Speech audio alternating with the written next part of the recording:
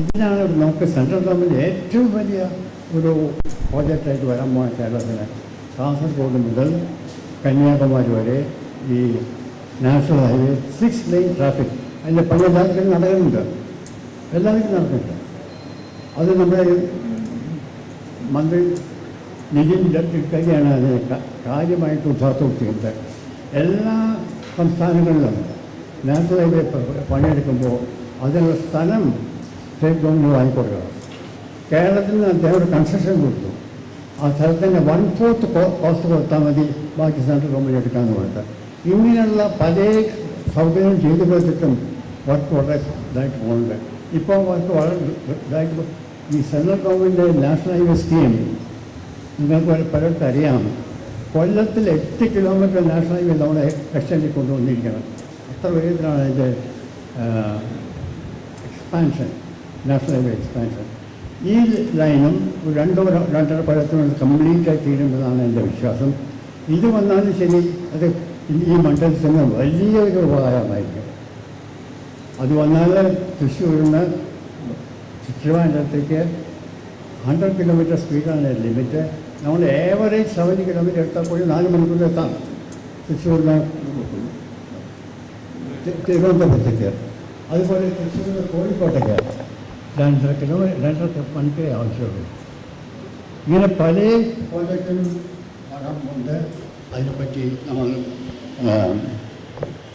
ഇങ്ങനത്തെ പല പ്രോജക്റ്റ് നമുക്ക് ആവശ്യമില്ല. ഞാനിപ്പോൾ എൻ്റെ മനസ്സിലുള്ള പ്രോജക്റ്റിൽ മാത്രമേ പറഞ്ഞുള്ളൂ. ഇതുകൂടാതെ ഈ റെയിൽവേ ലൈനിൽ പല ലെവൽ ക്രോസിങ്സും ഉണ്ട്. അതിലൊക്കെ ഒരു അപകടമായ സ്ഥലമാണ്. അതിൽ ഒന്നെങ്കിൽ ഓവർ ബ്രിഡ്ജ് അല്ലെങ്കിൽ അണ്ടർ സബ്വേ ആയിട്ട് അതെല്ലാം കൺവേർട്ട് ചെയ്യണം. ഇത് വളരെ സന്തോഷത്തോടെ ഞാൻ നിങ്ങളെ അറിയിക്കുകയാണ്. റെയിൽവേ ബോർഡ് ഡിസിഷൻ എടുത്തുകൊണ്ട് അടുത്ത 5 കൊല്ലത്തിനുള്ള എല്ലാ ലെവൽ ക്രോസിംഗും എലിമിനേറ്റ് ചെയ്യുക. ഈ ഡിസിഷൻ എടുത്ത് 2-3 കൊല്ലമായി. കേരളത്തിൽ ഇതുവരെ ഒരൊറ്റ ഓർബിറ്റിനെ അവർ മാറ്റിയെടുത്തിട്ടില്ല ഇതുവരെയായിട്ട്. ഇത് കണ്ടിട്ട് റെയിൽവേ ബോർഡ് ഒരു 3-4 മാസം മുമ്പേ ഒരു ഡിസിഷൻ എടുത്തു. ഈ level crossing elimination state government ചെയ്യേണ്ട, ഞങ്ങളെല്ലാം മുഴുവൻ ചെയ്യാം, അതിൻ്റെ കോസ്റ്റ് മുഴുവൻ ഞങ്ങളെന്നെ എടുക്കാം. അത് പറഞ്ഞൊരു ഡിസിഷൻ എടുത്തിട്ടുണ്ട്. ആ ഡിസിഷൻ പ്രകാരം നമുക്ക് എല്ലാ ലെവൽ ക്രോസിംഗും മാറ്റാൻ കഴിയും. അതുകൊണ്ട് വണ്ടികളുടെ വേഗത കൂട്ടാൻ മാത്രമല്ല, അതുകൊണ്ടുള്ള പല ആക്സിഡൻറ്റും നമുക്ക് ഇല്ലാതാക്കാൻ സാധിക്കും.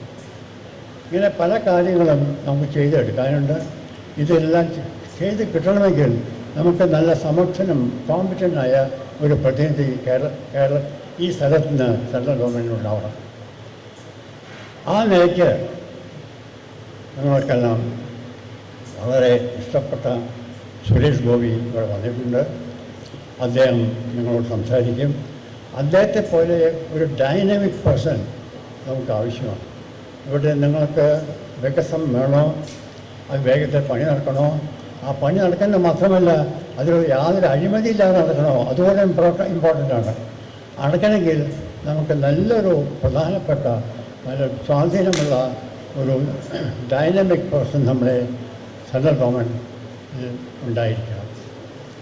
അദ്ദേഹം വന്നിട്ടുണ്ട്. അതെന്തെല്ലാം ചെയ്യുമെന്ന് അദ്ദേഹം തന്നെ പറയും.